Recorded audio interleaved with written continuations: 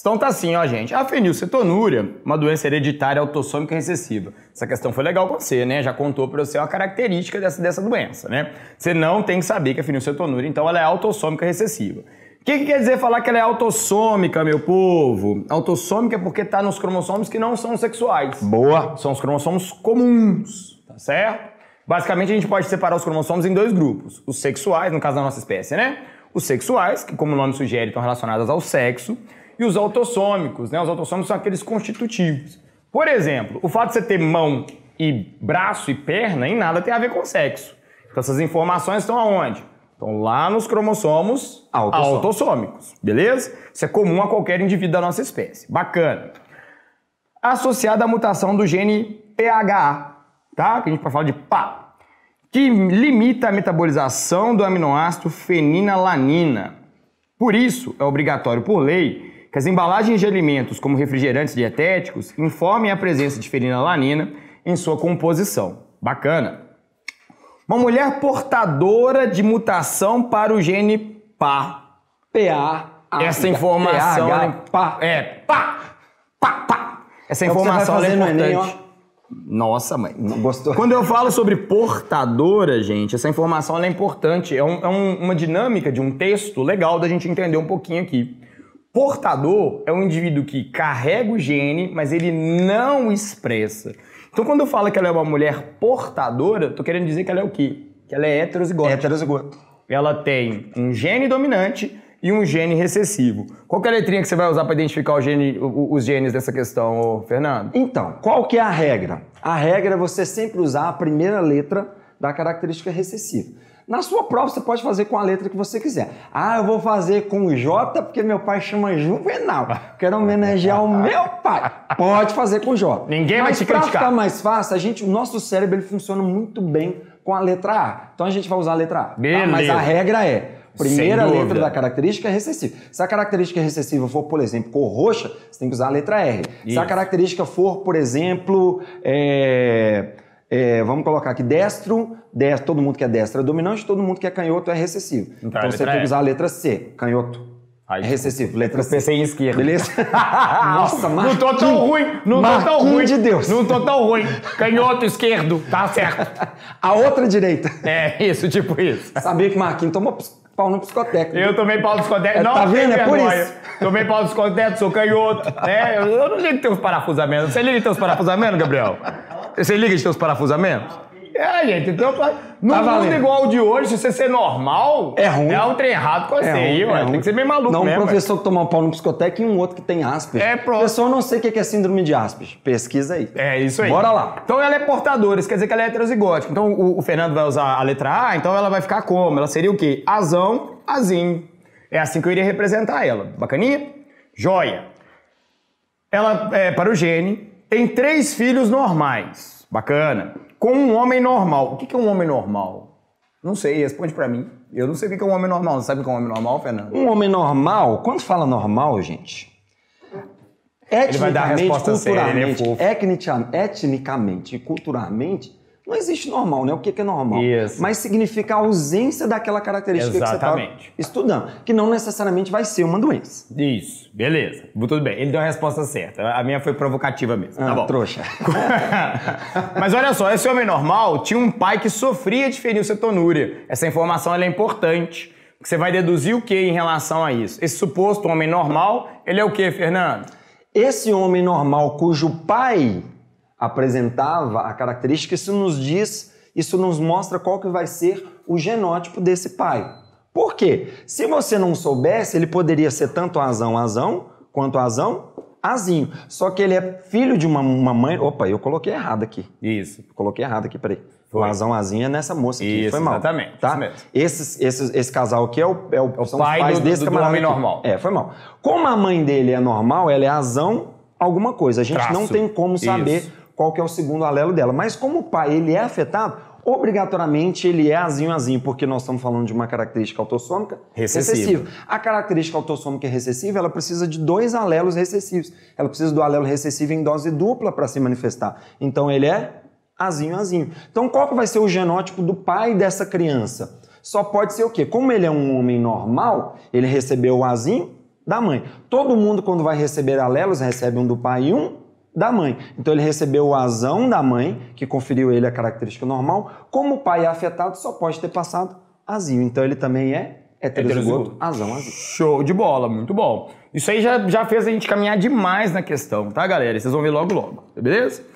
Devido à mesma mutação do genital encontrado num dos alelos da mulher. Qual a probabilidade de a quarta criança gerada por esses pais apresentar fenilcetonúria? Então ele já tem 3 normais. Faz alguma diferença saber que os 3 primeiros são normais? Nenhuma. Essa informação tá ali só por estar, tá? Se fosse o primeiro, se fosse o 15º filho... Inclusive, Fernando, conta pra mim aí, velho. Se fosse ser o 10º... O lobisomem, ele nasce no 7º ou no 8º, Enéas? Conta pra nós. É no 7º. Então, gente, o cara que não sabe folclore. O 7º filho do casal, depois de 6 moças... se nasce um menino homem, ele é lobisomem. Não sabia disso, não. E ao contrário, a mulher... É a mula sem cabeça. Mula sem cabeça. Isso é folclore, menino. É folclore. Então, vamos lá. Eu não sei nem o curupira, enfim. Ah, é legal. Eu gosto do curupira. Então, veja bem. Se tivessem nascido 6 meninas e o 7º seria um menino, para esse estudo dessa informação, gente, tem nada a ver. Porque são novos eventos, e por serem novos eventos, por mais que nos anteriores a característica não apareceu, não quer dizer que no próximo evento isso vai ter qualquer tipo de influência. Tudo certo, Fernando? Suave. Muito bem. Resolve a questão aí pra nós agora. Vai pra pergunta. Qual é a pergunta? Vamos lá, então. Qual a probabilidade de a quarta criança gerada por esses pais apresentar fenilcetonúria? Um detalhe, ele não usou a palavra filho, nem filha, nem macho, nem fêmea. Ou seja, ele não especificou o sexo da criança. Isso é importante. Isso é importantíssimo. Pode ser tanto menino quanto menina. Aí, depois que eu resolvi, eu vou te falar se ele tivesse especificado o sexo, o que mudaria nas nossas continhas aqui. Então, a gente sabe que trata-se de um casal duplo heterozigoto. O que é um casal duplo heterozigoto? Um casal heterozigoto, 2 vezes. O homem é heterozigoto, a mãe é heterozigoto, né? O pai é heterozigoto, a mãe é heterozigoto. Tá certo? Certinho. Conferir aqui? Tá certo, tá certinho. O que nós vamos fazer? Você pode cruzar fazendo aqui o que a gente chama de chuveirinho, é uma característica matemática chamada de distributiva. Gente, que maravilha. Distributivo. Só como biólogo é ruim de matemática, a gente fala chuveirinho. Ou você pode fazer o famoso quadro de Punnett. Como é que faz o quadro de Punnett? Como é que a família tradicional brasileira cruza, Marquinhos?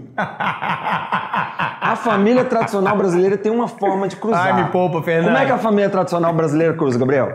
Gabriel tem outras formas de cruzar. Tem outras formas de cruzar. Na horizontal, o povo é muito... Aí, ó. O povo é muito criativo. Tem canguru perneta, tem fragaçado, né? Tem folhinha verde.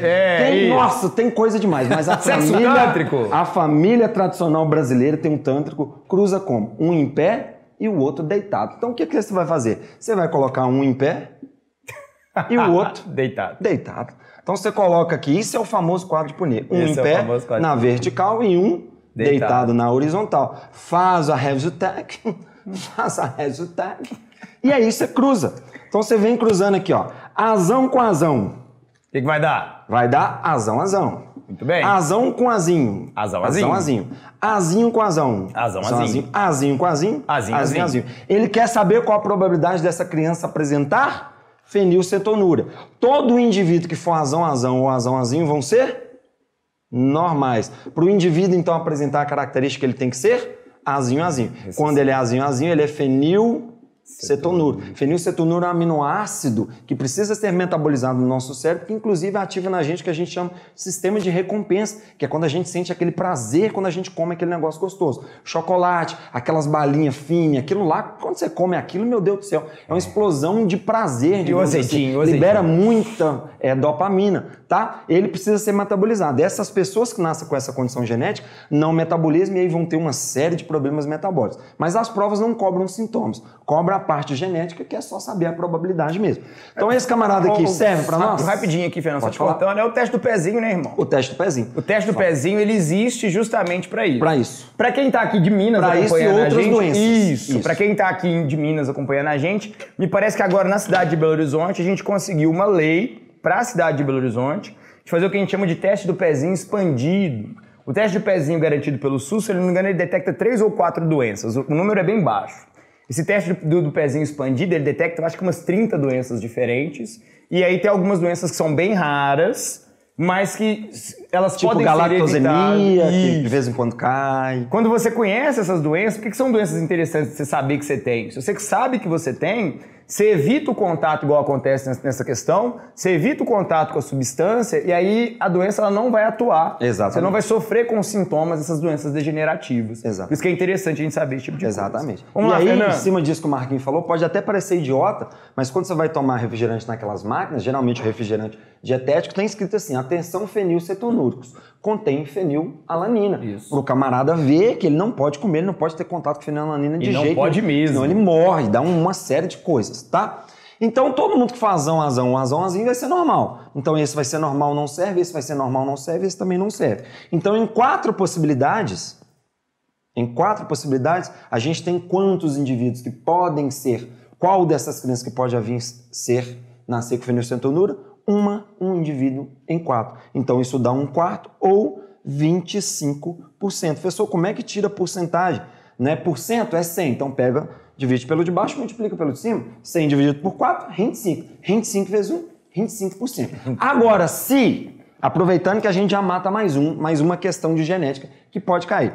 Imagina se ele tivesse pedido para nós uma filha com fenilcetonúrica. Se eu falo que essa criança que vai nascer é uma menina, uma filha, eu estou restringindo o sexo? Sim ou não, Marquinhos? Está restringindo o sexo. Estou restringindo, é uma filha, uma mulher. Qual que é a probabilidade dela ser mulher e fenilcetonúrica ao mesmo tempo? Entra no que a gente chama de regra do I. O que é a regra do I, Brasil?